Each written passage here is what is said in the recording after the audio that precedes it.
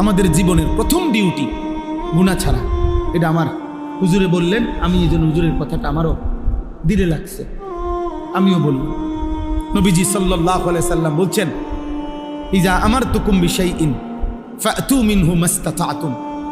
আমি নবী তোমাদেরকে যদি কিছু করতে বলি, তোমরা তোমাদের সাধ্যের সবটুকু দিয়ে তা করো। ওয়া ইজা নাহাইতুকুম বিশাইইন ফাতরুকুহু। আর যদি আমি কিছু নিষেধ করি তা পুরাপুরি ছেড়ে দাও। এখানে গুরুত্বপূর্ণ কথা হচ্ছে, হাদিসের ব্যাখ্যায় আছে, আদেশের ক্ষেত্রে নবীজি বলছে সাধ্যটুকু দিয়ে করো, কিন্তু নিষেধের বেলায় বলছে শতভাগ বর্জন করো। কথা বুঝেন না?